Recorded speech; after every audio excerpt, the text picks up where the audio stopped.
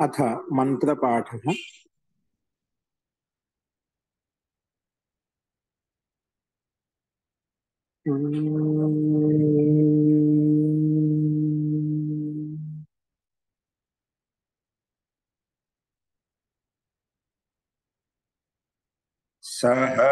सहनाववतु सहनौ भुनक्तु सह वीर्यं करवावहै तेजस्विनावधीतमस्तु मा विद्विषावहै। ॐ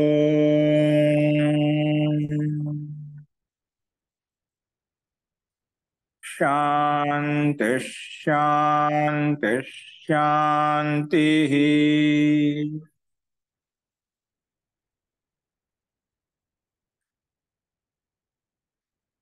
सर्वेभ्यो नमः। अंदरिकी नमस्कारम अंडी।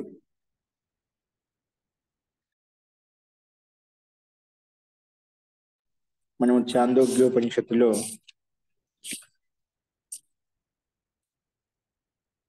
ఉద్గీతం యొక్క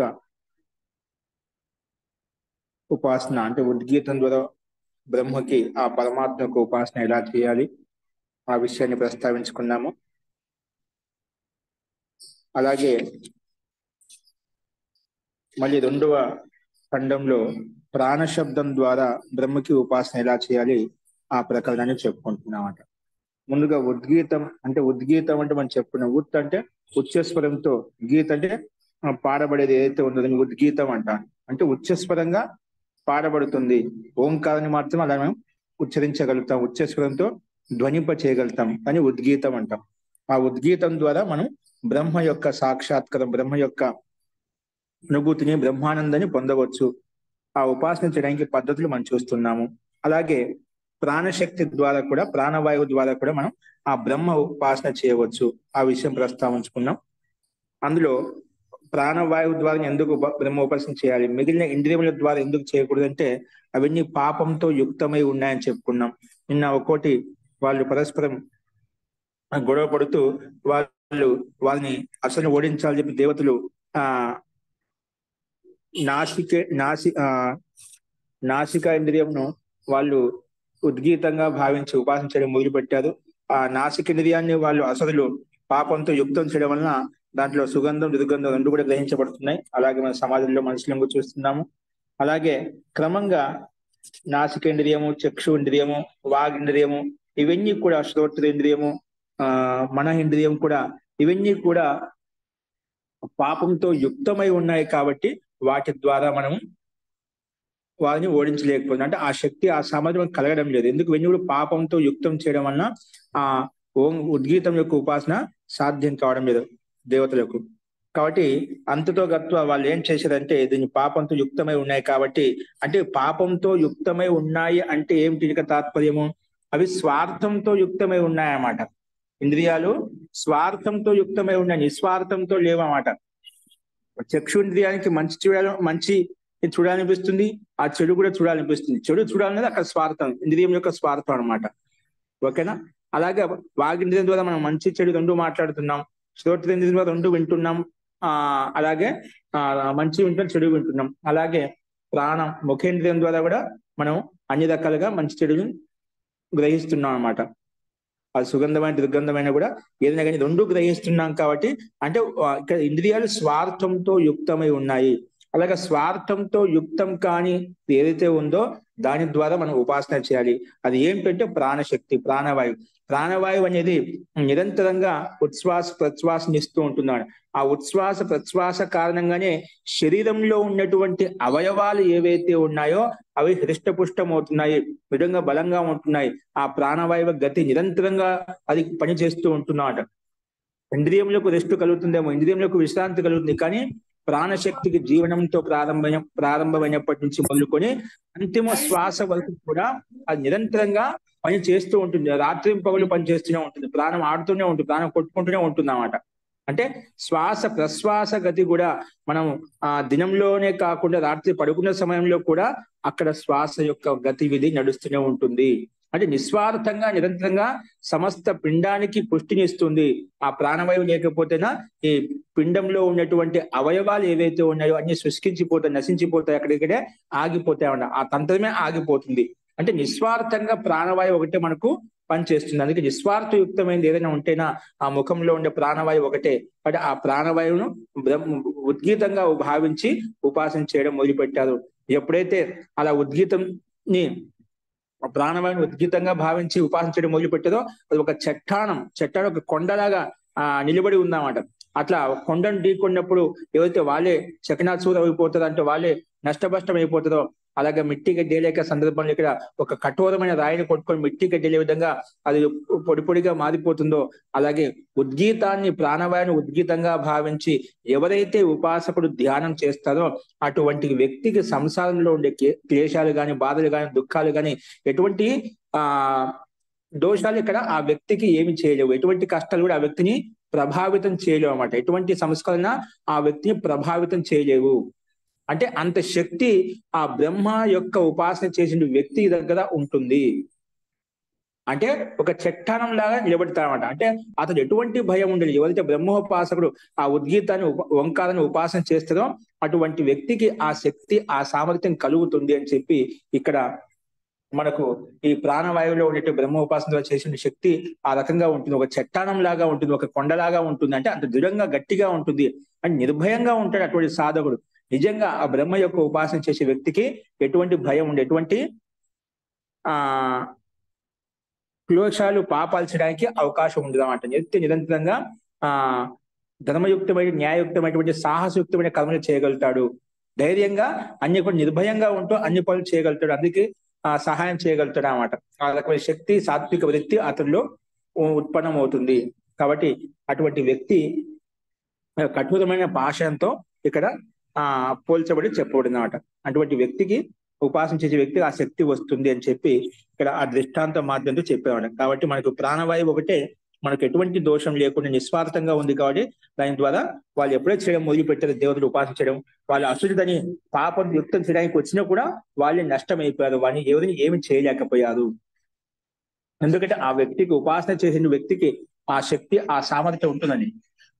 ఆ బ్రహ్మలో లేని వ్యక్తికి ఆ బ్రహ్మ రక్షించగలుగుతాడు అనమాట. ఆ శక్తి అట్లాగా మన లౌకిక కర్మలో కూడా ఒక మంచి పని చేస్తున్నామంటే అటువంటి వ్యక్తులకు సహాయం చేసే వాళ్ళు ఎంతో మంది ఉంటారు. దాని సందేహం లేదు. ఇప్పుడు ఇజ్రాయెల్ యుద్ధం చేస్తుంది, ధర్మపక్షంలో ఉంది, యుద్ధం చేస్తున్నాడు, ఆతంకవాదిని చంపాలని ప్రయత్నం చేస్తారు. చాలా దేశాలు కూడా కొంచెం సపోర్ట్ గా ఉన్నాయన్నమాట. అంటే కొంచెం, ఎందుకంటే వాళ్ళు అన్యాయం అధర్మంగా చేస్తారు కాబట్టి ఆ విషయంలో ఎవరు ముందుకు రావడం లేదట.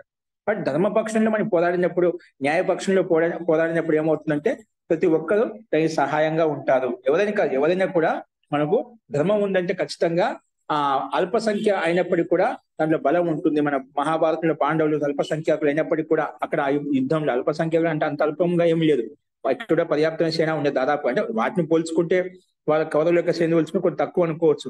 అయినప్పటికీ కూడా బుద్ధిజీవులు ఇక్కడ మహా బలశాలు, మహాపరాక్రమవంతులు ఉన్నారు కాబట్టి, ధర్మపూర్వకంగా పోరాడేది కాబట్టి వాళ్ళు విజయం కలిగింది. కాబట్టి ధర్మానికి ఎప్పుడైనా విజయం కలుగుతుంది. ధర్మబద్ధమైనటువంటి మనం కార్యం చేసినప్పుడు ఆ శక్తి అనేది పరమాత్మ నుంచి మనకు కలుగుతుంది. ఆ ధైర్యము, సాహసము, ఆ వివేకం అనేది మనకు ఎప్పుడు ఎక్కడ ఏ రకంగా పనిచేయాలో అవన్నీ పనిచేస్తాయి అన్నమాట. ఫస్ట్ మొత్తానికైతే మనం నిన్న ముఖంలో ఉన్నటువంటి శ్వాస ప్రశ్వాస యొక్క ప్రాణవాయువును ఆధారం చేసుకుని ఉపాసించడం మొదలుపెట్టారు.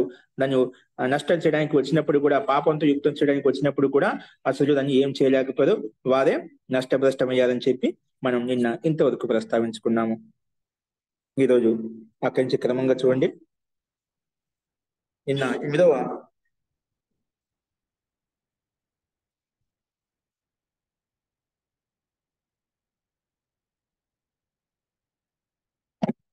మంత్రం వరకు మనం చూసాము. 29వ మంత్రం చూడండి.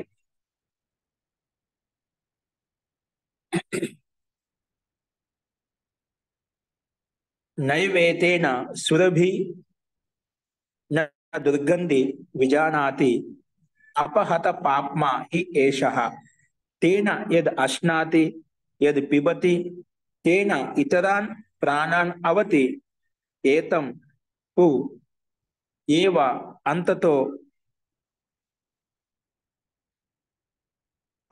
అంతతః అవిత్వా ఉత్క్రామతి, అంతతో అవిత్వా ఉత్క్రామతి, అవిత్వా ఉత్క్రామతి. తర్వాత మళ్ళీ ఏమన్నా అంటే అంతతః అంతతః వ్యదదద వ్యా వ్యాదదాతి, అంతతః వ్యాదదాతి అంటే వ్యాదదాతి ఏవం అంతతః ఇది. లాస్ట్ లో కూడా వ్యాదదాతి వ్యాదదాత్యేవ అంతతః ఇది. అంటే ఇక్కడ తాత్పర్యం ఏమిటంటే నా మహోదయ ఏవ ఇది రాలేదు ఏతేన మాకు సురభి, ఇక్కడ స్క్రీన్ మీద. ఇక్కడ ఉంది చిన్న అంతిమంలో నా ఏవ, ఇక్కడ సంధియుక్తంగా ఉంది, నేను విడిది చెప్తున్నాను ఇప్పుడు. నా ఓన్లీ ఏవ, సురభి కాడికే వచ్చింది, ఒకటే ఒకటే వాక్యం వచ్చింది, ఇంకా మిగతా రాలే ఇక్కడ. అలాగే అలాగే వస్తుంది. నా ఏవ ఏతేన సురభి నా దుర్గంధి విజానాతి అపహత పాప్మాహి ఏషః తేన యద్ అశ్నాతి యత్ పిబతి తేన ఇతరాన్ ప్రాణాన్ అవతి ఏతం ఉ ఏవ అంతతో అంతతో అవిత్వ ఉత్క్రమతి అంటే ఉత్క్రామతి వ్యాదదాతి ఏవ అంతతః ఇది. అంటే ఇక్కడ తాత్పర్యం ఏమిటంటే ఏతేన అంటే ఈ ముఖ్య ప్రాణం అని చెప్పి ఇప్పుడు దేవతలంతా కూడా ఆ ముఖంలో ఉన్నటువంటి ముఖ్య ప్రాణవాయు రూపంలో ఉన్నటువంటి ప్రాణాన్ని మనం ఉద్గీతంగా భావించి ఉపాసన చేయడం మొదలుపెట్టేదా అది. ఏతేన అంటే ఈ ముఖ్య ప్రాణం చేత ఎవరైతే ఉపాసన చేయడం మొదలుపెట్టారో అక్కడ ఇంద్రియాల్లో ఉన్నటువంటి స్వార్థం ఏవైతే ఉన్నాయో ప్రత్యేక ఇంద్రియానికి, అలాగా ఈ ముఖ్య ప్రాణానికి అంటూ ఏమి లేదన్నమాట. నా వై సురభి అంటే సురభి సుగంధం కానీ దుర్గంధం నా దుర్గంధం విజానాతి, ఆ ప్రాణవాయువుని సుగంధం ఏంటి దుర్గంధం దానికి ఏం తెలియదు. ఏ విధంగా అయితే మనకు నాసికేంద్రియం ద్వారా మనం సుగంధాన్ని దుర్గంధాన్ని మనం అనుభూతిని పొందుతూ ఉన్నామో, అలాగా ప్రాణవాయువుకు సుగంధ విషయంలో కానీ దుర్గంధ విషయంలో దానికి ఎటువంటి అనుభూతి లేదు, ఎటువంటి జ్ఞానం లేదు. అందుకే సురభి అంటే సుగంధము, నా దుర్గంధం కాని విషయం నా విజానాతి, సురభి దుర్గంధి నా విజానాతి. అలాగే అపహత పాప్మాహి ఏషః అంటే పాపరహితమైనటువంటిది ఈ ప్రాణవాయువుది, ఎటువంటి పాపంతో యుక్తం కాలేదన్నమాట. మిగిలిన ఇంద్రియాలు మనం నాసికేంద్రియము, వాగింద్రియము, చక్షు ఇంద్రియము, అలాగే శ్రోత్రేంద్రియము, అలాగే మనము మనేంద్రియాన్ని మొత్తం పాపంతో యుక్తం చేయడం మనం చూసామట. కానీ ఈ ప్రాణవాయువు మాత్రం అపహత పాప్మ ఎటువంటి పాపంతో యుక్తం కాలేదన్నమాట. విజయలక్ష్మి గారు మ్యూట్ చేసుకోండి. అయ్యో చేయలేదా? అపహత పాపమ ఎటువంటి పాపంతో యుక్తంగా లేదనమాట. అందుకే ఈ ముఖ్య పాపరహితమైనటువంటిది అనమాట. అందుకే అటువంటి తేన యత్ అశ్నాతి అటు పాపరహితమైనటువంటి ప్రాణశక్తి ద్వారా ప్రాణవాయు ద్వారా యత్ అశ్నాతి యత్ పిబతి తేన ఇతరాన్ అన్యాన్ అవతి అంటే ఆ ప్రాణవాయువుతో మనం అన్ని చేస్తే ఏం చేస్తున్నాము, తింటున్నాము, త్రాగుతున్నాము, అలాగే అవతి అన్య ప్రాణాలను అన్ని ఇంద్రియాలను రక్షిస్తున్నామట. అంటే ఆ ప్రాణవాయువు ఉంటుంది కాబట్టి మనం తినడం, తాగటం, శరీరంలో ఉండే అన్ని అవయవాలు ఏవైతే ఉన్నాయో సక్రమంగా పనిచేస్తున్నామట, ప్రాణవాయువు నడుస్తుంది కాబట్టి. ఇంకా అలాగే అన్య ఇంద్రియాలకు ఏవైతే ఉన్నాయో మనం చెప్పుకున్న పంచ జ్ఞానేంద్రియాలు కావచ్చు, పంచ కర్మేంద్రియాలు కావచ్చు, ఈ ప్రాణవాయువు ద్వారా వెన్ను పుష్టి పొందుతున్నాయన్నమాట. అందుకే తేన ఇతరాన్ ప్రాణాన్ అవతి రక్షతి అంటే అవరక్షణ ధాతు అంటే రక్షిస్తున్నామట. అంటే ఈ ప్రాణవాయువు అన్నిటే రక్షిస్తుంది, అన్ని ఇంద్రియంలో కూడా శక్తిని ఇస్తుంది, పుష్టిని ఇస్తుంది. కాబట్టి ఏతం ఊ ఏవ ఆ ప్రాణాన్ని అంతతః అంటే అంతిమ సమయం వరకు, మరణ సమయం వరకు కూడా అవిత్వ ఉత్క్రామతి అంటే అంత సమయం వరకు వాటికి పుష్టిని ఇస్తూ తర్వాత వెళ్ళిపోతుందన్నమాట. అవిత్వ అంటే దాని అంత సమయం వరకు మనం ఎలా ఉంటుందంటే దాన్ని పొందకుండా, ప్రాణవాయువు పొందకుండా ఉత్క్రామతి అంటే అది ఉత్క్రమం చెందుతుందన్నమాట. అంత సమయం వరకు అంటే మన ఒక సమయం దాటి ఒక అవధి తర్వాత ఏమవుతుంది, ఆ ప్రాణవాయువు ఉత్క్రామతి అంటే అది ఉద్గమనం చెందుతుంది. అలాగే అదే సమయంలో ముఖంలో ఉండేటువంటి వాయువే కదా, ప్రాణవాయువు కదా, ఆ ముఖం కూడా అందుకే ప్రాణం వెళ్ళిపోయినప్పుడు అంటే ఆ ముఖం కూడా మనకి ఎలా అవుతుందంటే అది మనకు ముఖం ఓపెన్ అయిపోతుంది, ముఖం నోరు ఓపెన్ అవుతుంది. చాలా మంది చూస్తున్న ప్రాణం వెళ్ళిపోయేటప్పుడు ముఖం గట్టిగా నోరంతా ఓపెన్ అయిపోతుంది, అంటే ప్రాణవాయువు ముఖం నుంచి వెళ్తుంది. కొందరికి భిన్న భిన్న ఇంద్రియముల ద్వారా నుంచి వెళ్తుంది. కానీ ఎక్కువగా మనం ముఖం అనేది ఓపెన్ కావడం చూస్తూ ఉంటాం అన్నమాట. అలాగా ముఖం ఎలా వేలాడదీస్తాం అనమాట. అంటే అలాగా ఓపెన్ అయి కూర్చుంటుంది అన్నమాట. పూర్తిగా ఓపెన్ అయి ఉంటుంది అన్నమాట. అందులో ఆ ప్రాణవాయువు ఉత్సాహం చెందుతుంది అదే సమయంలో. కాబట్టి అంతిమ సమయం వరకు ఆ ఇంద్రియాలకు పుష్టినిస్తుంది, అన్ని రకాలుగా శక్తినిస్తుంది, అన్నిటికీ నిస్వార్థంగా చేస్తుంది. కాబట్టి ఎటువంటి స్వార్థం లేటువంటిది. కాబట్టి ఆ ప్రాణవాయువే మనకు దేవతలకు ఒక శక్తిని ఇవ్వడానికి ఆధారభూతంగా ఉంది కాబట్టి దాన్ని ఉపాసించడం చేత వారికి ఆ సామర్థ్యం కలిగిందని చెప్పి ఇక్కడ ఈ మంత్రం ద్వారా తెలుస్తుంది. అంటే ఇక్కడ ముఖ్యంగా ఆ ప్రాణవాయువుకు ఎటువంటి పాపంతో యుక్తం కాలేదు, సుగంధాలు దుర్గంధాలు అంటూ ఏమి తెలియదు. అన్నిటికీ తినటానికైనా తాగటానికైనా సమస్త ఇంద్రియాలకు శక్తిని ఇవ్వడానికైనా అదే ప్రాణవాయువే ముఖ్య కారణభూతంగా ఉంది. కాబట్టి అటువంటి ప్రాణవాయువుని ముఖంలో ఉండే ప్రాణాన్ని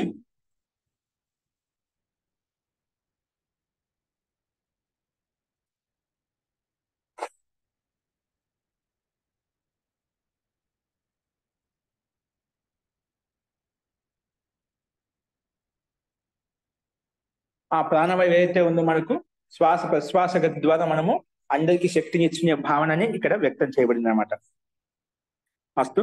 సో ఈ రకంగా 9వ మంత్రాన్ని మనం చూసాము. కాబట్టి అంతిమ సమయం వరకు ఆ సమస్త ఇంద్రియాలకు పుష్టినిస్తుంది, సమస్త పిండాన్ని కూడా రక్షిస్తూ ఉంటుంది అని చెప్పి మనం చూసాం అనమాట. అస్తు. సో అటువంటి ఓంకారాన్ని ఉద్గీతంగా భావించి అటువంటి ప్రాణాన్ని ఉద్గీతంగా భావించి ఈ దేవతలు ఎప్పుడైతే మొదలు పెట్టారో, ఉపాసించడం మొదలు పెట్టారో, వారికి అసలు వారిని ఏం చేయలేకపోయారు అనే విషయం మనం ఇక్కడ చూసాం అనమాట. ఇక్కడ చూడండి, మన కింద మనకు భాషలో 9వ సూత్రం యొక్క భాష్యంలో लोक इसके द्वारा ना सुगंध को जानता है और ना दुर्गंध को ही जानता है. అంటే ఈ ప్రాణవాయువు ద్వారా మనము ఆ సుగంధాన్ని తెలుసుకుంటాం, దుర్గంధం తెలుసుకుంటామట. అయితే లోకంలో ఏముంది, ఎటువంటి గంధాలు ఉన్నాయి, ఎటువంటి సుఖాలు, ఎటువంటి భోగాన్ని ఆ ప్రాణవాయువుకు ఆ ప్రాణశక్తికి అజ్ఞానం అంటే ఏముండదు అన్నమాట. క్యోంకి యహ్ పాప్ సే పరాభూత్ నహీ హై. ఎందుకంటే పాపంతో యుక్తం కాలేదు కాబట్టి ప్రాణవాయువు అనేది. ప్రాణం అంటే తాత్పర్యం మీరు కొంత సమయం వరకు ఇదే గుర్తుపెట్టుకోండి, ఇదే తెలుసుకోండి. ఎందుకంటే ప్రాణం అంటే శ్వాస ప్రశ్వాస గతి అయితే మనం తీసుకుంటున్నాం, వదులుతున్నాం, అది ప్రాణవాయువు ఇక్కడ. अतः यह जो कुछ खाता या पीता है उससे अन्य प्राणों को पोषण करता है. ఇదొక తినడం వల్ల తాగడం వల్ల అవుతుంది, అన్ని ఇంద్రియాలు అన్ని ఇంకా అవయవాలు ఏవైతే ఉన్నాయో వాటికి అన్నిటికీ పుష్టి కలుగుతూ ఉంటుంది ఈ ప్రాణవాయువు ద్వారా. ప్రాణం నడుస్తుంది కాబట్టి, గతిశీలంగా ఉంది కాబట్టి అన్నిటికీ పుష్టి కలుగుతుంది. అందుకే అంతిమే ఇస్ ముఖ్య ప్రాణకు ప్రాప్తి నా హోనే కే కారణ హి. అందుకే ఈ ఇంద్రియాలు ఏవైతే ఉన్నాయో, మిగిలిన ఇంద్రియాలు ఏవైతే ఉన్నాయో, పంచ జ్ఞానేంద్రియాలు కావచ్చు, పంచ కర్మేంద్రియాలు కావచ్చు, ఇంకా లోపల ఉన్నటువంటి సమస్త అవయవాలు ఏవైతే ఉన్నాయో, అంతిమంలో ఈ ప్రాణం వెళ్ళిపోయినప్పుడు, ఉత్క్రామం చెందినప్పుడు వీటి యొక్క ప్రాణశక్తి లేకపోవడం వలన అవన్నీ శుష్కించిపోతాయి, నష్టం అవుతుంది, అక్కడికక్కడే ఆగిపోతాయి అన్నమాట. అందుకే అంతిమే ఈ ముఖ్య ప్రాణకు ప్రాప్తి నా హోనేక కారణి. ఈ ప్రాణాన్ని పొందలేకపోవడం వలన, అంటే ఇంద్రియాలు ప్రాణశక్తి యొక్క శక్తిని గ్రహించలేకపోవడం వల్లనే ఏమవుతాయంటే అన్య ప్రాణ సమూహం ఉత్క్రామణ కర్తాయి. అంటే ఆ ప్రాణంతో పాటు ఇవి కూడా ఉత్క్రామణ చెందుతాయి, అంటే అక్కడికక్కడే ఆగిపోతాయి, అక్కడికడే నిలబడిపోతాయి. ప్రాణం ఉన్నంత వరకు ఇవన్నీ గతిశీలంగా ఉంటాయి.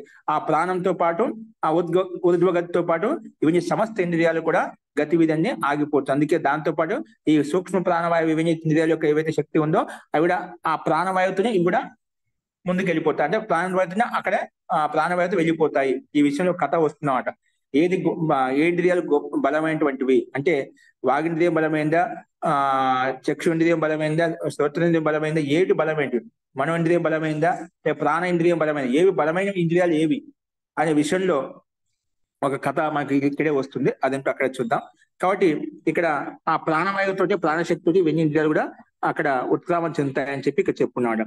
అన్య ప్రాణ సమూహ ఉత్క్రామణ కర్తా హై और इसी कारण अंत में पुरुष ముక్కు పాడు దేతా హై. అందుకే పురుషుడు చనిపోయినప్పుడు ఆ ముఖాన్ని అలా ఓపెన్ చేసి, అంటే ప్రాణం అక్కడి నుంచి వెళ్ళిపోతుంది కాబట్టి ప్రాణశక్తి ప్రాణవాయువు అనేది, అందుకే ఆ ముఖాన్ని ఓపెన్ చేసి ఓపెన్ చేయబడి ఉంటుంది అన్నమాట. అస్తు. ఈ రకంగా ఈ ప్రాణవాయువు నిస్వార్థమైందని తెలుస్తున్నాడు. అందుకే ప్రాణవాయువు ద్వారా మనం ఉపాసించడం మొదలు పెట్టాలి, స్వార్థరహితమైంది కాబట్టి. అస్తు. తర్వాత 10వ మంత్రం ఏం చెప్తున్నా అంటే చూడండి,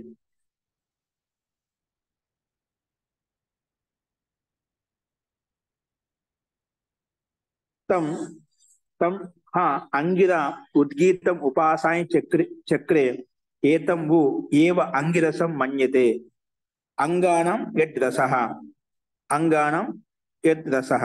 ఇక్కడ ఈ ప్రాణరూపి ఓంకారాన్ని ఉద్గీతాన్ని తెలుసుకొని అంగిరస ఋషి ఎవరైతే ఉన్నారో ఈ ఉద్గీతాన్ని ఉపాసించడం మొదలుపెట్టాడు. అంటే ఇక్కడ ఒక ఋషి యొక్క ఓంకారాన్ని ఉపాసన చేయడం వలన వారికి ఎటువంటి ఉపలబ్ధి కలిగింది, ఆ విషయాన్ని కొంచెం వాళ్ళ యొక్క మాటల్లో, ఎందుకంటే ఇది ఋషి మహర్షుల యొక్క ఇతిహాసాన్ని ఇక్కడ మనకు ప్రేరణ కొరకు ఇక్కడ చూపిస్తున్నామట.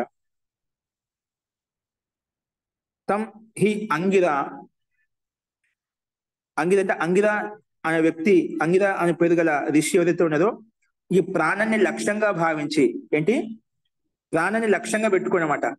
తం హి అంగిర ఉద్గీతం ఉపాసాయ చక్రే, అంటే ఈ ప్రాణాన్ని లక్ష్యంగా పెట్టుకుని ఉపాసాయ చక్రే ఉపాసించడం మొదలు పెట్టామట. ఈ అంగిర ఋషి కూడా ఈ ఉద్గీతాన్నే లక్ష్యంగా ఉంచుకొని ఉపాసించడం మొదలు పెట్టారు. ఎందుకంటే అంగానం యద్ రసః, ఎందుకు సమస్త అంగాలకు ఈ రసభూతమైనటువంటిది అన్నమాట.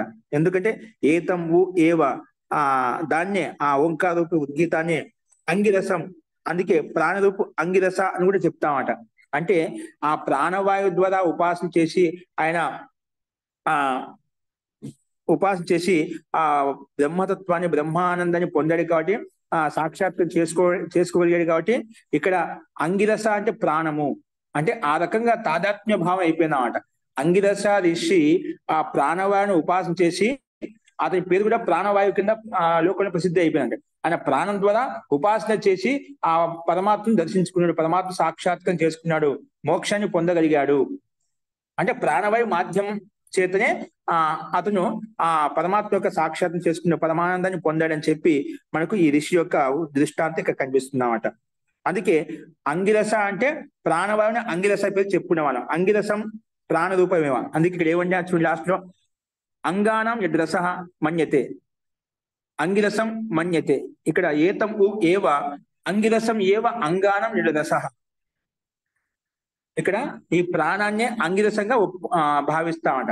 ప్రాణవాయువు ఏదైతే మనం అంటున్నామో దాన్ని అంగిరస, అంగిరస పేరు కూడా ప్రాణవాయువుతో ప్రసిద్ధం అయిపోయింది. ఎందుకంటే ప్రాణవాయువు మాధ్యమంతో ఆయన ఉపాసన చేసి ఆ పరమానందాన్ని పొందాడు కాబట్టి. అందుకే ఇక్కడ మనం ఈ రకంగా అర్థం చేసుకోవాలి. అందుకే లోకంలో ప్రసిద్ధి ఏంటంటే తమ ఉద్గీతాన్ని అంగిరస ఋషి లక్ష్యంగా ఉంచుకొని ఉపాసన చేశాడు కాబట్టి అంగానం రస, అంగాలకు ఏదైతే రసభూతంగా ఉందో అది నిశ్చయంగా అంగిరస ప్రాణరూపమే. అంగిరస అని చెప్పి అంగిరస ఏదైతే అంటున్నామో అదే ప్రాణరూపమే, సాక్షాత్ ప్రాణరూపమే, ప్రాణమే అంగిరస, అంగిరసే ప్రాణరూపము అని చెప్పి అది ఏకాత్మకంగా ఒకే విధంగా భావించి చెప్పేవాళ్ళు అనమాట. ఆ రకం ప్రసిద్ధి అంగిరస ఋషి కీర్తిని పొందాడు అనమాట. అది ఇక్కడ చెప్పారన్నమాట. చూడండి అదే తాత్పర్యం ఇక్కడ కింద ఇచ్చారు. अंगिरा ऋषि ने इसी के ही रूप में उद्गीत की उपासना की. अंगिरा ऋषि కూడా इसी के रूप में అంటే ఓంకార రూప ఉద్గీతాన్ని ఉపాసన చేయడం మొదలు పెట్టారు. అందుకే అతః ఇస్ ప్రాణ కో హి అంగిరస మాన్తే హే, ఈ ప్రాణాన్నే అంగిరస అంటే అన్నమాట. ప్రాణాన్నే అంగిరసం అని చెప్పేవాళ్ళు అన్నమాట. అంటే అంగిరసుడు ఆసంగా ప్రాణం ద్వారా మనకి ఆ ఉపలబ్ధిని పొందాడు కాబట్టి అంగిరసానికే ప్రాణం అని ఆ ఒక ప్రసిద్ధి అయిపోయిందట. ప్రాణం ద్వారా పొందాడు కాబట్టి అంగిరసం పేరే మర్చిపోయి ప్రాణాన్ని అంగిరసే ప్రాణంగానే భావిస్తున్నామట, ప్రాణ రూపాలు తీసుకుంటున్నామట. అందుకే అంగిరస్కో మాన్తే హే, ప్రాణకోహి అంగిరస్ మాన్తే, ప్రాణాన్ని అంగిరసంగా భావిస్తుండే వాళ్ళు అప్పట్లో ఆ జనులు ఎవరైతే ఉన్నారో, ఆ సాధకులు ఎవరైతే ఉన్నారో. క్యోంకి యహ్ సంపూర్ణ అంగోంక రస హే, ఎందుకంటే సంపూర్ణ అంగాలకు రసభూతమైనటువంటిది అనమాట. కాబట్టి ఈ ప్రాణవాయు ఉంది కాబట్టి ప్రాణం అంటే సారాంశభూతంగా, ప్రాణం లేకపోతే మిగతా ఇంద్రియాలు ఏవి పనిచేయమని చెప్పుకున్నామట. కాబట్టి అందుకే అంగోంక రసహే అంటే సమస్త అంగాలకు కూడా రసభూతమైనటువంటిది అనమాట. అందుకే యద్ అంగానం యద్ రసహ అని చెప్తున్నాం. సమస్త అంగాలకు రసవత్తంగా ఉంటుంది, రసయుక్తంగా ఉంటుంది, సారాంశభూతంగా ఉంటుంది అన్నమాట. ఆ సారమే లేకపోతున్నా ఏ గతివిధి నడవదు. అది ఇక్కడ మనం 10వ మంత్రంలో చూసాం అనమాట. అస్తు. తర్వాత అదే విషయాన్ని ఇంకొక ఋషి విషయంలో చెప్తున్నామట.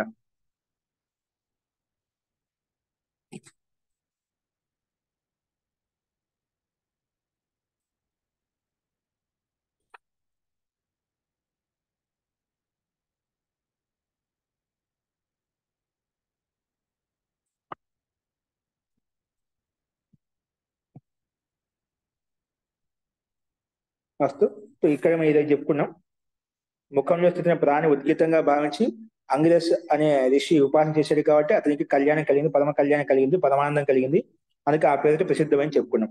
నెక్స్ట్ ఇదే రకంగా ముఖంలో స్థితమైన ప్రాణాన్ని ఉద్గీతంగా భావించి, ఉద్గీతాన్ని ప్రత్యేకంగా భావించి బృహస్పతి ఋషి కూడా బృహస్పతి ఋషి కూడా ఓంకారాన్ని ఉపాసన చేశాడట. ఉద్గీత రూపి ఓంకారాన్ని ఉపాసన చేశాడట. అతను కూడా పరమానందం కలిగింది, అంటే పరమ కళ్యాణం కలిగిందన్నమాట. అందుకే ఈ ప్రాణాన్ని బృహస్పతి కూడా అంటామట. ఈ ప్రాణాన్ని ఏమంటారు? బృహస్పతి అంట. అంటే ఆ పేరుతో బృహస్పతి ఋషి ఆయన ఈ ఓంకార ఉద్గీతాన్ని ఉపాసన చేసి ఆయన ఆ పరమానందాన్ని పొందాడనమాట. కాబట్టి ఆ బృహస్పతి పేరు కూడా ప్రాణవాయు కింద ప్రసిద్ధి అయిపోయింది అనమాట. అందుకే ప్రాణాన్ని బృహస్పతి అనేవాళ్ళు. అందుకే ఎక్కడైనా మనకు శాస్త్రంలో శ్లోకాలు అక్కడ ప్రాణం అనగానే బృహస్పతి శబ్దం కూడా ప్రాణ శబ్దం తీసుకుంటామట. కాబట్టి ప్రాణాన్ని బృహస్పతిగా మనం చెప్పేవాళ్ళం అనమాట. ఎందుకంటే వాక్ అనేది బృహతి మహాంతమైనమాట. ప్రాణము దానికి ఆధారభూతంగా ఉంటుందన్నమాట. వాగింద్రియం ద్వారా మనం ఉపాసన చేస్తూ ఉంటాం కాబట్టి దాన్ని అతిక్రమించి మనం ప్రాణవాయు రూపంలో మనం ఉద్గీత రూపంలో మనం అంతర్ముఖంగా ప్రవేశించి మనం ఉపాసన చేస్తాం కాబట్టి దీన్నే ప్రాణాన్ని బృహస్పతిగా భావించేవాళ్ళు అని 11వ మంత్రంలో చెప్పుకోండి. చూడండి. తేన తం బృహస్పతి ఉద్గీతం ఉపాసాయ చక్రే ఏతం ఉ ఏవ బృహస్పతి మన్యతే. అందుకే ఏతం ఉ ఏవ నిశ్చయంగా ఆ ప్రాణిని బృహస్పతి అని పిలిచేవాళ్ళు, బృహస్పతిగా భావించేవాళ్ళు. ఎందుకంటే వాగ్ధి బృహతి తస్య ఏషా పతి. ఎందుకంటే ఈ లోకంలో ప్రసిద్ధం అంటే ఆ ప్రాణాన్ని బృహస్పతి అనే ఋషి ఉద్గీతంగా భావించి ఉపాసన చేశాడు కాబట్టి నిశ్చయంగా ఊ అని ఇక్కడ ఏతం ఉ ఏవ, ఊ అనేది ఏవని నిశ్చయార్థం వస్తాయన్నమాట. ఇవన్నీ అవయ పదాలు. తో నిశ్చయంగా ఆ వాణిని బృహతి అని చెప్పుకున్నాము. ఎందుకంటే ఆ వాక్కు వాగింద్రియం ఏదైతే ఉందో, వాక్ ఏదైతే ఉందో, వాక్ శక్తి ఏదైతే ఉందో అది ఈ ప్రాణము దానికి స్వామిత్వాన్ని అందజేస్తుందండి. స్వామిత్వం అంటే దానికి మూల కారణంగా ఉండి ప్రాణవాయువే ఆ శక్తిని ఇస్తుంది. అందుకే ఇటువంటి ఓంకారాన్ని ఏ రకంగా బృహస్పతి ఉపాసన చేశాడో ప్రాణరూప ఉపాసనని, అందుకే ఆ బృహస్పతి కూడా ప్రాణరూపంగా లోకంలో ప్రసిద్ధి చెందాడు. అంటే ప్రాణంగా భావించాడు. బృహస్పతి అంటే ప్రాణము అని చెప్పి ఇక్కడ ఏ విధంగా అంగిరసిని కూడా ప్రాణం అని చెప్పేవాళ్ళం, అలాగే బృహస్పతిని కూడా ప్రాణము వాయువు కింద తీసుకునేవాళ్ళు, ప్రాణం కింద చెప్పేవాళ్ళు. అది ఇక్కడ మనకు ప్రస్తావించబడింది. చూడండి కింద కూడా అంగిరస ऋषिने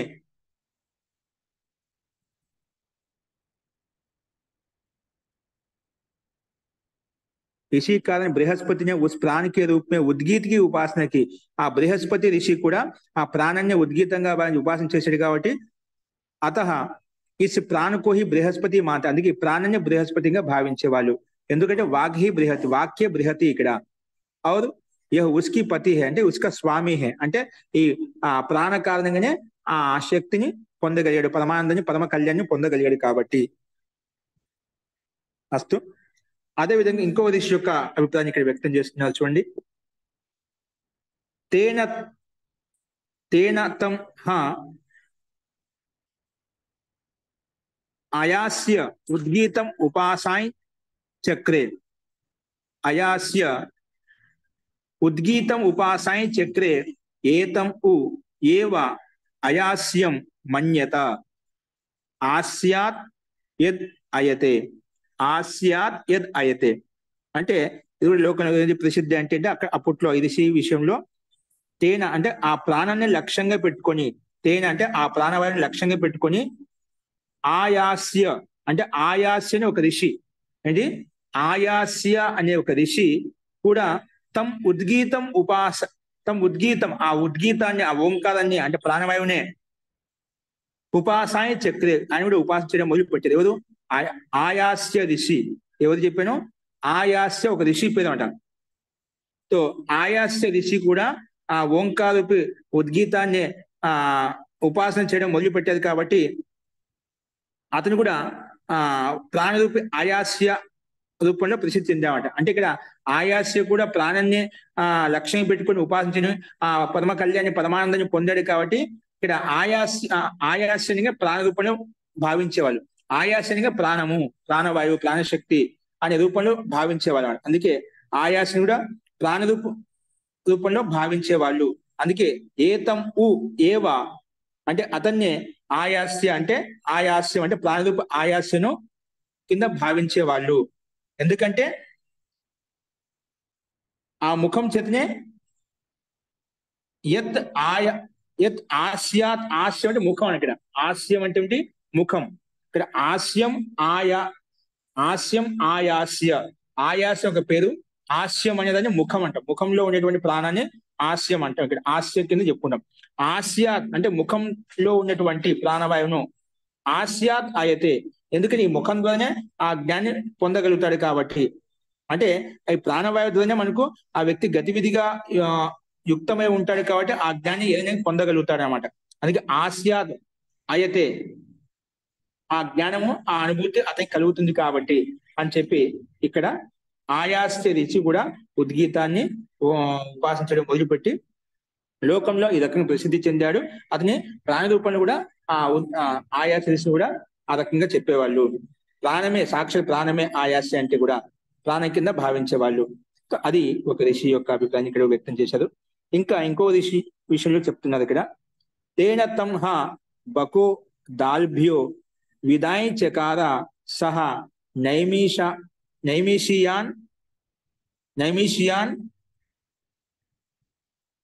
నైమిషియానాం ఉద్గాత బభూవ. నైమిషారణ్యం ఉందన్నమాట, ఒకటి ప్రసిద్ధం.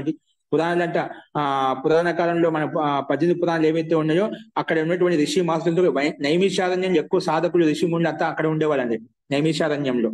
అందుకే నైమిషియానాం ఉద్గాత బభూవ సహ స్మైభ్య కామన ఆగాయతి. కామాన్ ఆగాయతి, ఇక్కడ ఏభ్య సహ స్మ ఏభ్య కామాన్ ఆగాయతి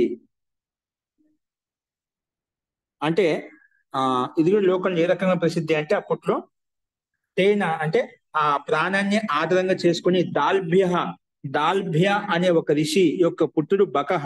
ఏంటి? దాల్భ అనే ఋషి యొక్క పుత్రుడు బక మహర్షి అనమాట.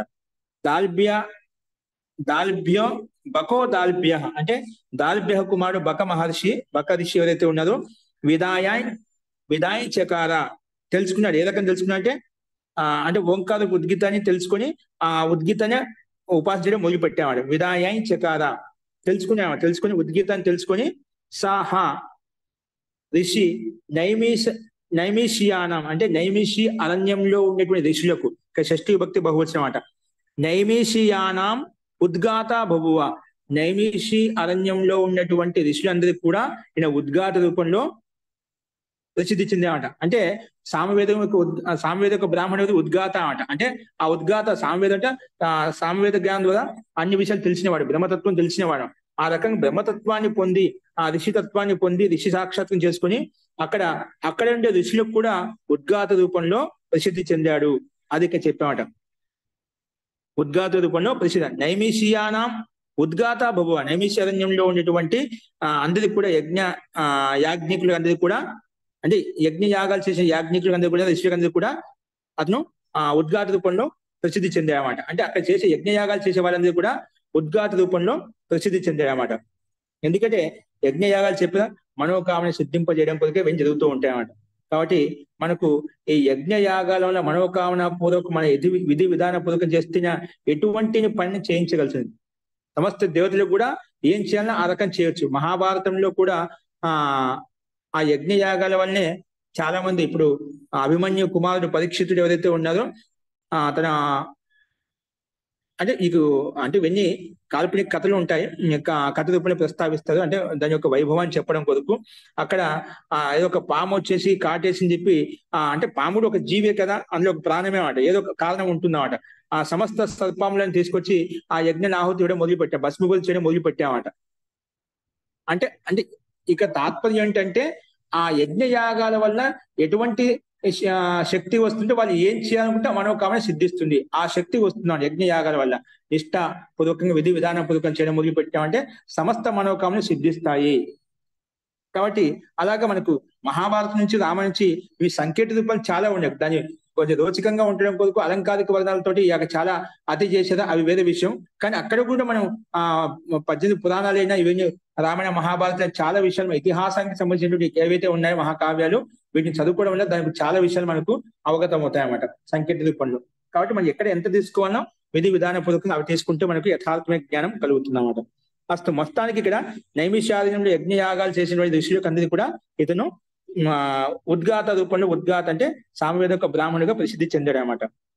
ఎందుకంటే సహ ఏభ్య వాళ్ళకు మనోకామను ఏభ్య కామాన్ ఆగాయతే అంటే కామనలను అంటే వాళ్ళ కామన్ను గాన రూపంలో చెప్పేవాడు అనమాట. అంటే సమగానం ఉద్గాతని సామవేదం చేసామని ఉద్గాత అంటాం కదా. కాబట్టి ఆ గాన రూపంలో ఉద్గీత రూపంలో అందరికీ మనోకామని సిద్ధింప చేసేవాడు ఎవరు? ఈ బక ఋషి అనమాట, బక మహర్షి. అందుకే యజ్ఞం ద్వారా మనోకామను పూర్ణం చేసుకోవచ్చు. అది ఇక్కడ మనకు స్పష్టంగా తెలిసింది. యజ్ఞ యాగాల ద్వారా మనోకామన సిద్ధిస్తుంది. అందుకే మనం సంకల్ప పాఠం చేసేటప్పుడు ఏదైతే ఉందో మనం ఏదో ఉద్దేశంతో చేస్తున్నాం ఆ సంకల్ప మనసులో అనుకొని దాన్ని చేయాలన్నమాట. సంకల్ప పాఠం ఎందుకు చెప్తామంటే అందుకే మనం ఏ సంకల్పంతో నువ్వు యజ్ఞ యాగం చేస్తున్నావు, మనోకామన సిద్ధి కొరకు చేస్తున్నావా, ఏంటే ఈశ్వర కామన కొరకు చేస్తున్నావా, ఏంటే ఇంకా ఆయు ఆరోగ్యం కొరకు చేస్తున్నావా, పుట్టిన సంతానం కొరకు చేస్తున్నావా, అందుకే అన్ని చెప్పుకుంటూ ఉంటావంట. సమాజ కళ్యాణం కొరకు చేస్తున్నావు, ఏ ఉద్దేశంతో చేస్తున్నావు ఆ సంకల్పాన్ని మనం యథార్థంగా సంకల్పం చెప్పిన తర్వాత అప్పుడు మనం ఆ అనుష్ఠాన్ని మొదలు పెట్టామన్నమాట. కాబట్టి దాని ద్వారా ఆ శక్తి ఆ సామర్థ్యం ఎటువంటి శక్తి అయినా కింది దించేస్తున్నామట, ఎటువంటి దేవతలను కూడా కింది తీసుకొస్తున్నామట. అప్పుడు ఆ యజ్ఞయాగాలు చేయడం మొదలు పెట్టినప్పుడు పరీక్షితుడు అక్కడ ఆ ఇంద్రుడి యొక్క సింహాసనం కదిలిపోయేదంట. ఇంద్రుడు కూడా వణికిపోయాడు అనమాట ఆ శక్తిని చూసి, ఆ ప్రభావం చూసి అనమాట. కాబట్టి అంత శక్తి యజ్ఞ యాగాలకు ఉంటుంది. అందుకే సమస్త మనోకామన సిద్ధింప చేసుకోవడం అది యజ్ఞ యాగాల ద్వారా ఆ పరమాత్మ కర్మకాండంలో చెప్పిన విధి విధానం అన్నమాట. దాన్ని అదే రకంగా మనం చేసుకుంటూ ఏది కావాలంటే ఆ మనోకామన సిద్ధింప చేసుకోవచ్చు. సమస్త మనోకామన సిద్ధిస్తాయి, సమస్త భోగాలను అనుభవించవచ్చు. అంటే అది యుక్తిపూర్వకంగా ధర్మపూర్వకంగా అన్ని ఎలా కావాలంటే ఆ సమస్త ఐశ్వర్యాన్ని పొందవచ్చు అని చెప్పి ఇక్కడ మనకు ఈ మంత్రం ద్వారా సంకేతం తెలుస్తుంది అన్నమాట. అది జనమేజయ మహారాజు మహోదయ ఆ సర్పయాగం చేసింది. సర్పయాగం. అందుకే అప్పుడు నీ పేరు తెలుసుకున్నప్పుడు సర్పయాగంతో అందరికీ సర్పదోషాలు ఏమంటే అన్ని వెళ్ళిపోతాయి అని చెప్పి దాని ఆ కథ ఆ రూపంలో తీసుకొచ్చి చెప్తారు. అస్తు అది కొంచెం అలంకారిక వర్ణాలు ఉన్నాయి. మొత్తానికి అంటే ఆ శక్తి ఉంది, యజ్ఞ యాగాల వల్ల ఆ శక్తి ఉంది అని చెప్పడం ఇక్కడ మనకు ముఖ్య బిందు అనమాట. అది కథ అనేది రోచక రూపంలో ఎలాగని చెప్పుకోవచ్చు. అస్తు అంతిమ ఒక మంత్రం చూడండి. అలాగే ఆగాత వై కామానం భవతి య ఏతద్ ఏవం విద్వాన్ అక్షరం ఉద్గీతం ఉపాసతే ఇది ఆధ్యాత్మం. ఇది ఒక రకంగా ఆధ్యాత్మమైనటువంటి మనకు వ్యాఖ్యానం చేయబడింది అన్నమాట. ఏంటి ఆధ్యాత్మికమైన వ్యాఖ్యానం చెప్పబడింది అన్నమాట. మనం చెప్పుకున్నాం కదా రకరకాల ఉద్గీతం అంటే ఇక్కడ ఉపనిషత్తులో ఆధ్యాత్మ అంటే అర్థం ఏంటంటే ఆత్మ ఏ శరీరంలో ఏ పిండంలో ఉంటూ లక్ష్యంగా పెట్టుకొని ఆ సమస్త క్రియాకలాపం చేస్తున్నది దీన్ని ఆధ్యాత్మికం అంటామట. ఏంటి చెప్పాను? ఆత్మ అనేది జీవాత్మది ఏ శరీరంలో ఏ పిండంలో ఉంటూ ఆ శరీరాన్ని ఆ పిండాన్ని లక్ష్యంగా పెట్టుకొని మనము ఆ క్రియాకలాపాలు చేస్తున్నాం. కాబట్టి ఇక్కడ కూడా ఆ శరీరాన్ని పిండంగా పెట్టుకొని శరీరంలో ఉండే అవయవాలను లక్ష్యంగా పెట్టుకొని వ్యాఖ్యానం చేసుకున్నాం కదా. అందుకే ఆధ్యాత్మికమైన వర్ణన అనమాట, ఆధ్యాత్మిక వ్యాఖ్యానం అనమాట. ఇప్పుడు తర్వాత ఆది భౌతికమైన వ్యాఖ్య ఎలా ఉంటుంది అది తర్వాత మనకు మూడవ ప్రపాఠకంలో అంటే మూడవ ఖండంలో వస్తుంది. కాబట్టి ఇక్కడ ఆధ్యాత్మికమైనటువంటి ఒక వ్యాఖ్యానం మనం చెప్పుకున్నాము, ఆధ్యాత్మిక వర్ణం చేసుకున్నామట. కాబట్టి శరీరంలో ఉండే ఇంద్రియాలను దృష్టిలో ఉంచుకొని ఓంకార ఉపాసన ఎలా చేయాలి, ఓంకారం యొక్క రహస్యం ఏంటి ఆ విషయం ప్రస్తావించుకున్నాం. కాబట్టి శరీరంలో ఉండే సమస్త ఇంద్రియాలు పాపంతో యుక్తమై ఉన్నాయి కాబట్టి మనం వాటి ద్వారా ఉపాసన చేయలేము. ప్రాణవాయువు నిస్వార్థంతో యుక్తమైంది, ముఖం కూడా నిస్వార్థం ఉంటుంది. ముఖంలో వచ్చినవి ఏవైతే ఉన్నాయో అవి ఏది పెట్టుకొని మొత్తం లోపల పంపించేస్తున్నాడు. ముఖంలో ఉండే పదార్థాలు ఏవైతే తీసుకుంటామో అవి లోపల పంపించుకుంటాం అన్నమాట. అక్కడ ఏది పెట్టుకోదన్నమాట, నిస్వార్థంగానే లోపల ఉండే పదార్థాలకు పుష్టినిస్తుందన్నమాట. అలాగే ఈ ముఖంలో ఉండే ప్రాణవాయువు అయితే శ్వాస ప్రశ్వాస అయితే నిస్వార్థంతో యుక్తమై ఉన్నాయి కాబట్టి మనకు ఆ రహస్యాన్ని తెలుసుకుని ఆ ప్రాణవాయు ద్వారా మనం ఉపాసన చేయడం మొదలు పెట్టినప్పుడు మనకు సమస్త మనోకామన సిద్ధిస్తాయి అని చెప్పి ఇక్కడ అందుకే ఓంకార రూప రహస్యాన్ని తెలుసుకుంటూ అక్షరూపి ఉద్గీతను ఉపాసన చేస్తుందో ఆ ఓంకాన్ని ఘోషయుక్తంగా నాదయుక్తంగా మనోకామని సిద్ధింప చేయడం కొరకు మనం గాన రూపంలో సామగాన రూపంలో ఎవరైతే ఉపాసిస్తారంటే ఉచ్చస్వరంతో ఆ నాదాన్ని ఉచ్చరిస్తారు, ఓంకారాన్ని ఉపాసన చేస్తారు. అటువంటి వ్యక్తికి సమస్త మనోకామనలు సిద్ధిస్తాయి అని చెప్పి ఇక్కడ మనకు స్పష్టంగా అన్ని మనోరక్తులు పూర్ణమవుతాయని చెప్పి మంత్రులు చెప్పబడింది అన్నమాట. ఈ 19 అంశంలో ఆఘాత అని చెప్పుకున్నాం కదా, అది పైన నిశ్చయంగా అంటే ఇక్కడ ఆఘాత వై కామానాం భవతి ఏతత్ ఏవం విద్వాన్ అక్షరం ఉద్గీతం ఉపాసతే. వాడికి సమస్త నిశ్చయంగా కామనాలు ఏవైతే ఆఘాత అంటే పూజించబడతాయి, ఆఘాత భవతి అంటే పూజించబడతాయి. ఎవరికి పూజించబడతాయి అంటే యహ ఏతత్ అక్షరం, ఈ అవినాశి స్వరూపమైనటువంటి అక్షరూపి ఆ ఓంకార ఉద్గీతాన్ని ఉపాసన చేస్తారో అటువంటి వ్యక్తికి సమస్త కామనలు సిద్ధిస్తాయి. ఇది ఆధ్యాత్మం. ఇది ఆధ్యాత్మను శరీరాన్ని దృష్టిలో పెట్టుకుని ఉపాసన యొక్క వర్ణన చేయబడింది కాబట్టి ఇది ఆధ్యాత్మిక వర్ణన, ఆధ్యాత్మిక వ్యాఖ్యానం ఇక్కడ ఈ రకంగా మనం ప్రస్తావించుకున్నాం. కాబట్టి ఈ మనకు దీన్ని బట్టి ఏం చేస్తుందంటే ఈ ఉద్గీతాన్ని నిష్కామతాపూర్వకంగా ఉద్గీతాన్ని సఫలతాపూర్వకంగా పొందాలంటే ఆ ఉద్గీతాన్ని ఉపాసించాలి, నిస్వార్థంగా ఉపాసించాలి, ప్రాణవాయు రూపంలో ఉపాసించాలి అనేది మనకు స్పష్టంగా అర్థమవుతుంది. పాపంతో యుక్తమై మన కర్మ చేసిన పాపాలతో యుక్తం అంటూ అంటే అందుకే మన దీన్ని బట్టి ఒక సందేశం ఏం తెలిసిన మెసేజ్ మనకి ఏం కనిపిస్తుందంటే వెన్ని పాపంతో యుక్తమై అంటే మనం పంచేంద్రియాలతో కర్మేంద్రియాలతో పాపం చేస్తున్నాం అంట. అంటే పాపరహితంగా ఉంటూ మనం కర్మలు చేయాలి, ఉపాసన చేయాలి. పాపం రోజు అబద్ధాలు చెప్తున్నాం, అసత్యం వింటున్నాం, అనిరుతం వింటున్నాం, మాట్లాడుతున్నాం, వాక్కు ద్వారా చెవుల ద్వారా చూస్తున్నాం, వింటున్నాం, ఏమైనా కళ్ళ ద్వారా అన్ని చూస్తున్నాం అండి. పంచజ్ఞానాల ద్వారా మంచిని చూస్తున్నాము, వింటున్నాము, అన్ని రకాలు చేస్తున్నాము. కాబట్టి మనం చేసే క్రియాకలాపాలు దైనందినంలో ఎలా ఉండాలి?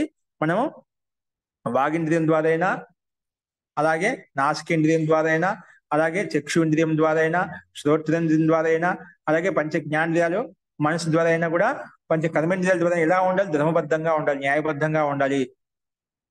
అలాగా ఉంటూ ఆ రకమైన కర్మలు చేసినప్పుడు ఏమవుతుందంటే మనకు అప్పుడు ప్రాణవాయువు కూడా సహకరిస్తున్నాయి. ఇవన్నీ నీకు లేకపోతే నువ్వు ప్రాణవాయువు ద్వారా కూడా నువ్వు లోపలికి ప్రవేశించలేవు. కాబట్టి ప్రాణశక్తి ద్వారా మనం లోపలికి ప్రవేశించాలంటే ముందు స్థూలేంద్రియాలు ఏవైతే ఉన్నాయో మనకు స్థూల భౌతిక శరీరం అంగీకరించినప్పుడే. ఎందుకంటే శరీర మాధ్యం కలు ధర్మ సాధనలు చేయాలంటే కూడా ఈ శరీరం మాధ్యం, ఈ మాధ్యంతోటే మనము అంతరికి లోపలికి ప్రవేశించగలుగుతాము. కాబట్టి మన పంచేంద్రియాలు ఏవైతే ఉన్నాయో వాటి పాపంతో యుక్తమై ఉన్నాయి. కాబట్టి అతి జాగరూకంగా ఉండి మనం క్రియాకలాపాలను ఆచరిస్తూ మనము కర్మలు చేసినప్పుడు ఏమవుతుందంటే మనము ఈ ఓంకారాన్ని ఉద్గీతాన్ని ఉపాసన చేసుకోగలుగుతాము అనేది మనకి స్పష్టంగా అర్థమవుతుంది. కాబట్టి ఆ రకంగా మనం ప్రయత్నించాలి. ఈ రకంగా మనకు దుసరా ఖండం ఇక్కడ సమాప్తమవుతుంది. 3వ ఖండాన్ని మనం రేపు ప్రస్తావించుకున్నాం. అక్కడ ఆధ్యాత్మిక దృష్టిలో బ్రహ్మశక్తి ఎలా ఉంటుంది, ఆధ్యాత్మిక దృష్టికోణంలో మనము బ్రహ్మకి ఉపాసన ఎలా చేయాలి, శరీరంలో ఉంటూ పిండంలో ఉంటూ మనం ఆ బ్రహ్మ ఉపాసన ఎలా చేయాలి అని చూసాము. శరీరంలో ఉంటూ కూడా ఇంద్రియాలతో ఉంటూ కూడా ప్రాణవాయు రూపి ప్రాణశక్తి ద్వారా ఆ బ్రహ్మ ఉపాసన చేయవచ్చు అనేది ఈ పిండాన్ని ఆధారంగా చేసుకుని ప్రాణవాయువు ద్వారా బ్రహ్మ యొక్క ఉపాసన చేయగలుగుతామని చెప్పుకున్నాం. నెక్స్ట్ అంతకన్నా ముందు చెప్పినాం ఉద్గీతం ద్వారా కూడా ఆ బ్రహ్మోపాసన, అది మనం అప్పుడు ప్రాణం లేదు, ఉద్గీతం ఒకటి చెప్పుకున్నాం అంట. అక్కడ వ్యాఖ్యానం, ఆ ఉద్గీతానికి వ్యాఖ్యానం మనము కొంచెం విశ్లేషణాత్మకంగా ఈ 2 దాన్ని చెప్పుకున్నామట. అంటే ప్రాణవాయువు ద్వారా మనము పిండంలో ఉండే ప్రాణశక్తి ద్వారా మనము ఉపాసన చేయవచ్చు. అలాగే ఇప్పుడు పిండం కాకుండా పిండాన్ని దాటి బయట భౌతిక జగత్తులో ఉండేటువంటి శక్తి ద్వారా, భౌతిక పదార్థాల ద్వారా కూడా మనం ఎలా ఉపాసన చేయగలుగుతాము, బహిర్ముఖంగా ఉంటూ కూడా ఆ పరమాత్మ యొక్క ఉపాసన ఎలా చేయగలుగుతాం, పరమాత్మ సాన్నిధ్యం ఎలా పొందగలుగుతాం అనేది, అది ఆదిత్యంలో బ్రహ్మశక్తి ఎలా ఉంటుంది, ఆ సూర్యునిలో శక్తి ఎలా ఉంటుంది, సూర్యుని ఎలా ఉపాసించాలి, సూర్యోపాసన చేస్తున్న సూర్యుడికి అర్ఘ్యం ఇస్తుంటామట. ఇవన్నీ కూడా మనకు సాధనలు అన్నమాట ఆ పరమాత్మను ఉపాసించడానికి. కాబట్టి ఆ సూర్యునిలో శక్తి ఎలా ఉంటుంది అదేంటో మనం భౌతిక వ్యాఖ్యానం అది అస్తం. ఇప్పుడు చెప్పిన వాటిలో ఏదైనా సందేహం చెప్పండి. మహోదయ, ఇక్కడ నైమిషీయానాం అని చెప్పారు కదా మహోదయ. ఆ తర్వాత ఉద్గాత బభువ సహ స్మైప్య అంటే ఏంటి మహోదయ? ఇక్కడ స్మైభ్య కాదు, ఏభ్యః ఉద్గాత బభువ సహ ఏభ్యః. అక్కడ విషయాలు చెప్తాం.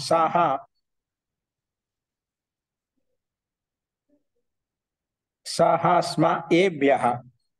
సహస్మై. సాహస్మ ఏభ్యః స్మా శబ్దం అది. ఓకే ఓకే అస్తు మహోదయ. మహోదయ, ఈ నైమిసారణ్యం సాహ అంటే నైమిసారణ్యం అంటే ఇది పుణ్యభూమి మహోదయ. ఇక్కడ కలి ప్రభావం ఉండదని పురాణాలు చెప్పబడింది. ఇప్పుడు నేను ఇది చూశాను, నాకు కొన్ని దగ్గర గోమతి రివర్ అదంతా ఉంది అక్కడ, చూశాను, కొంత నాకు కలిగింది. కానీ కొంత వ్యవహార లోకం అక్కడ కూడా కనిపిస్తున్నది మహోదయ ఇప్పుడిప్పుడు. ఏం కనిపిస్తుందండి? అంటే ఈ ధన్యవాదాలు. వ్యవహార లోకం అండి, మన అన్ని దగ్గర చూసే వ్యవహార లోకం అక్కడ కూడా కొంచెం ప్రచలితం అవుతున్నది అంటున్నాను మహోదయ. అంటే అది యాక్చువల్ నైమిసారణ్యం అంటే కలి ప్రభావం లేని భూమి మహోదయ. అది నేను ఒక 10 అది రోజులు అక్కడ ఎప్పుడు ఉన్నాను. ఒకప్పుడు అండి. అప్పుడు అంత దిశలో ఉండేవాళ్ళు కాబట్టి పుణ్యభూమి అనేవాళ్ళం. చాలా మంది ఎక్కువ దిశలో అక్కడ అందరికి అనుకూలంగా ఉండేదన్నమాట. అక్కడ కూర్చొని తపస్సు చేసుకునే వాళ్ళు. అప్పుడు అంత ఋషులు, జ్ఞానవంతులు, బ్రహ్మవేత్తలు ఉండేవాళ్ళు కాబట్టి అది పుణ్యభూమిగా ఉండేది. ఇప్పుడు అలా లేదు కదా, అంతా మారిపోయింది. కానీ ఒక ఇతిహాసం ఉంది. ఆ ఇతిహాసం నుంచి ఒక ప్రేరణ పొందవచ్చు అన్నమాట. ఎప్పుడు అలాగే ఉంటుందని కాదు. ఇప్పుడు అంతా తారుమారు అయిపోయింది. కాశీ అప్పట్లో మంచి విద్యా నగరి ఎలా అయిపోయింది?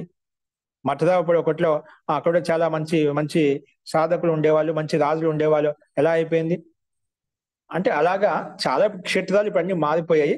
అది మనం ఒక ఇతిహాసాన్ని గుర్తుపెట్టుకొని మనం కూడా దాన్ని ప్రేరణ పొంది మనం ఏం చేయగలుగుతాం, దాన్ని మనం మహాపురుషుల యొక్క గుణాలను మనం తీసుకొని దాని ప్రకారంగా ఆచరించడం కోసం ప్రయత్నం చేస్తూ ఉండాలన్నమాట. దైవవిషయాన్ని వెళ్ళలేదు, మేము వెళ్ళాం చూసాం.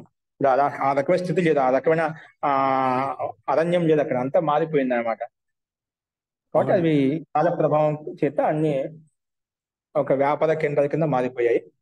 కాబట్టి ఆస్థ ఉంది, శ్రద్ధ ఉంది. మనం చేసుకునే వాళ్ళు తపస్వి వ్యక్తులు ఏవైతున్నారో, సాధకులు ఏవైతున్నారో నిష్ఠా శ్రద్ధాపూర్వకంగా ఉండి వాళ్ళు ఆ లాభాన్ని పొందుతున్నారు. ఎక్కడైనా కూడా మనసులో మనకు సంకల్పం, కోరిక ఉంటే, మనసులో దృఢమైన ఇచ్ఛాశక్తి ఉంటే అటువంటి వ్యక్తులకు ఏ స్థానంలో అయినా కూడా కూర్చొని వాళ్ళు ఆ సంసారంతో వేరుగా ఉంటూ, సాంసారిక క్రియాకలాపాలతో వేరుగా ఉంటూ ఆ స్థాన విశేషం లాభాన్ని పొందవచ్చు అనమాట.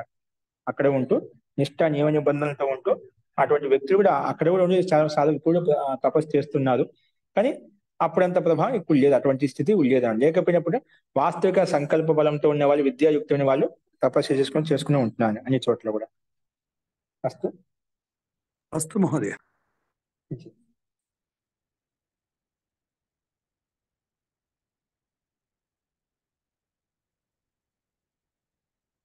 అస్తు, ఈ రకంగా ఈ విషయాన్ని ప్రస్తావించుకున్నాము.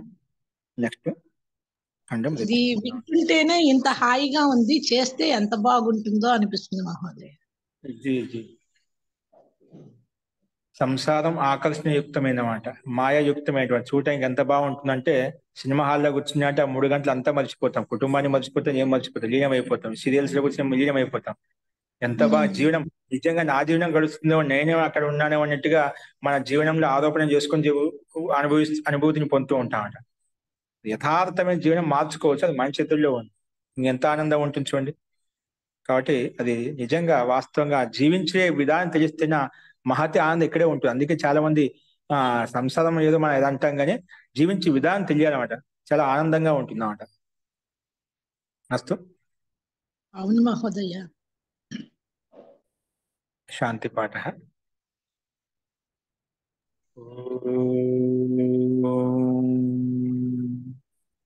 సర్వే భవంతు సుఖినః, సర్వే సంతు నిరామయాః, సర్వే భద్రాణి పశ్యంతు, మా కశ్చిత్ దుఃఖభాగ్ భవేత్.